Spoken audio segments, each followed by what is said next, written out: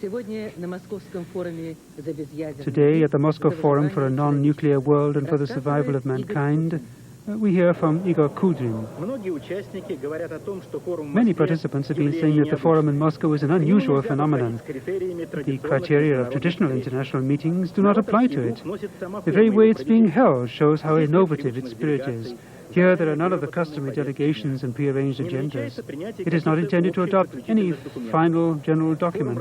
The forum works within the framework of several independent round tables, where free discussions are held among scientists, doctors and cultural figures, representatives of the business world and the clergy. Concerned over the fate of mankind, they are working together to find ways to bring about a non-nuclear world. I wish to point out to viewers that the participants in the round tables are well known and respected in their countries and often internationally, and that they enjoy considerable authority. Through their works and their scientific research, and through their role in upholding the public good, they wield influence over the broad public. Political leaders and statesmen listen to what they say. This means that what is said in Moscow carries a great deal of weight and significance. Let us hear what the Dutch scientist Henrik Casimir has to say to our correspondent, Vsevolod Solovyov. I can only judge it when the whole conference is over, but I can safely say that the exchange of opinions has been most useful. We cannot yet consider that we have found definitive solutions to the problems of disarmament. A lot still remains to be done in this area. Many ideas have occurred to us, and many proposals, but that is very important. And it is also important that there should be this kind of expanding contacts among scientists who can really help bring about progress towards the desired goal, disarmament. So I do hope it will make a contribution. Mankind must be absolutely guaranteed against the outbreak of a nuclear conflict, to such an extent that we should be able to say already today that it will never take place. If a nuclear conflict does take place, then the destruction will, to put it mildly, be catastrophic. Everyone understands this, and the problem is to rule out the possibility of the accidental unleashing of a nuclear war, and to make sure that all the peoples of the world should realize the need to fight to preserve peace. And what is your opinion of the Soviet moratorium? Well, first of all, I'm no expert on this question, but as a human being, I consider this to be an exceptionally important step, an outstanding gesture of goodwill. From the technical point of view, testing is utterly futile as far as concerns existing nuclear arsenals. On the second working day, the forum was proceeding with its work. Today at the post-meeting briefings, the journalists were addressed by participants of the round tables, including prominent foreign and Soviet scientists. Nearly 80 representatives of the business world of 24 states took part in the discussion, which dealt with new forms of international economic cooperation and ways to improve relations between different states through trade. My colleague, Alexander Zholker, spent some time at the international trade discussion, where he spoke with representatives of the Soviet Indian Chamber of Commerce, Manu Hai Shachm. Trade relations between India and the Soviet Union began many years ago. At the time, the Soviet Union was the least significant trading partner of India, but now it is trading partner number one. The total volume of trade between our countries will more than double by 1992, as Mr. Gandhi and Mr. Gorbachev said in Delhi. What are your impressions of this Moscow meeting? Meetings in Moscow have been very fruitful. We have held talks with many representatives of Soviet industrial enterprises and expect to hold even more. The forum is itself highly representative. Here there are many leading industrialists from many countries.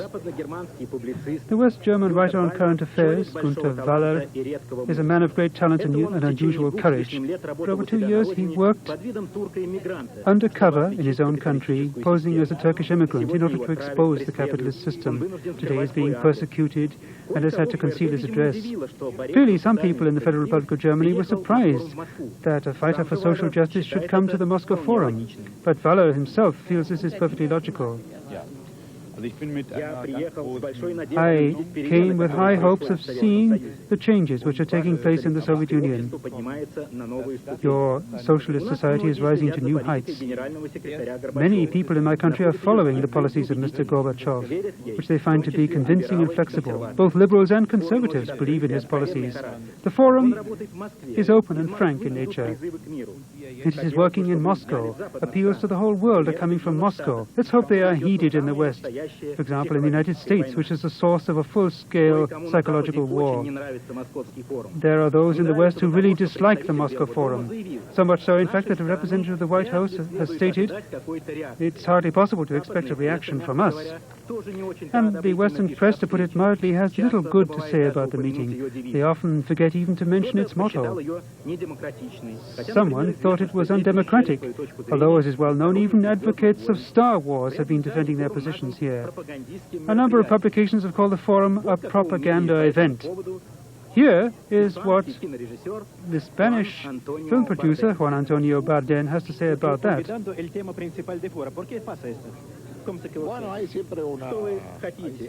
What do you expect? It's the same old story. There are some politicians and journalists who are always eager to attack anything coming out of Moscow and to lie about everything pertaining to the Soviet capital. Even if today in Moscow, in tens of languages, the most important problems of mankind are being discussed, including the need to protect mankind from nuclear disaster. But malicious slander will not prevent us from seeking ways to achieve peace and mutual understanding. Now we hear from the well-known singer and composer Yoko Ono, United States. I think that we all want peace. Everyone realizes today that the world does not need weapons of any sort, that all weapons are dangerous. We are beginning to understand this today.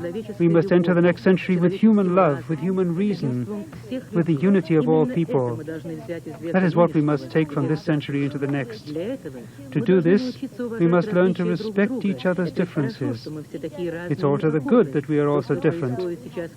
What's happening now in Moscow is only the beginning of the dialogue. I love you. It was with these words that Yoko Ono addressed Soviet viewers in concluding her remarks. I love you. Today, Comrade Dobrynin received members of a Western group entitled Generals for Peace and Disarmament, who are taking part in the International Forum for a Non-Nuclear World and for the Survival of Mankind. A thorough exchange of views took place in a constructive atmosphere.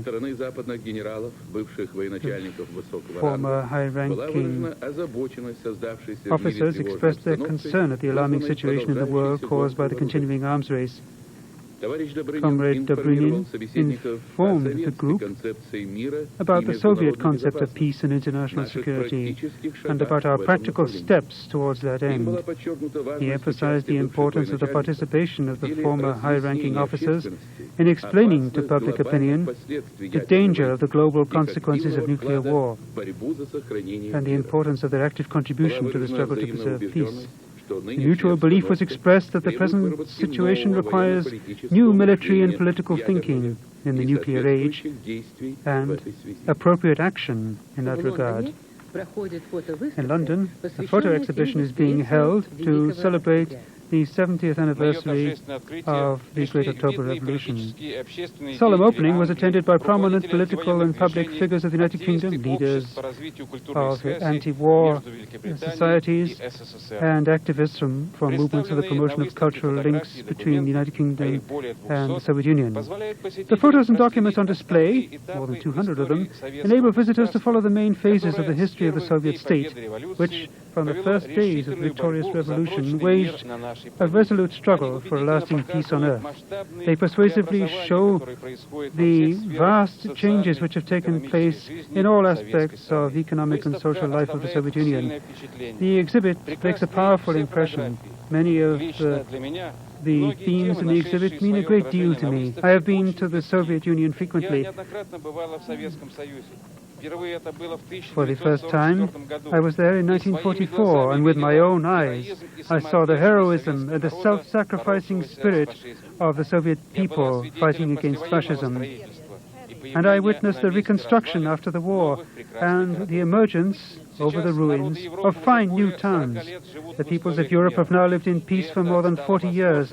And this was proved possible only thanks to the Soviet Union, which, through all those years, has struggled steadfastly for a lasting peace and security, for a clear sky above the heads of our children and grandchildren. And now the Soviet people are doing their utmost to remove the threat of thermonuclear disaster from over the heads of mankind. In the Israeli-occupied Golan Heights, mass demonstrations have been taking place. Thousands of inhabitants massed along the barbed wire barricades which separate the territory occupied by Israel from the rest of Syria and demanded the withdrawal of the Israeli army from the Golan Heights. The predatory occupying forces sent in several thousand armed men to break up the demonstration. Many Arabs were seriously injured. In the populated areas of the Golan Heights, the curfew has been introduced and the entire territory is declared a closed zone.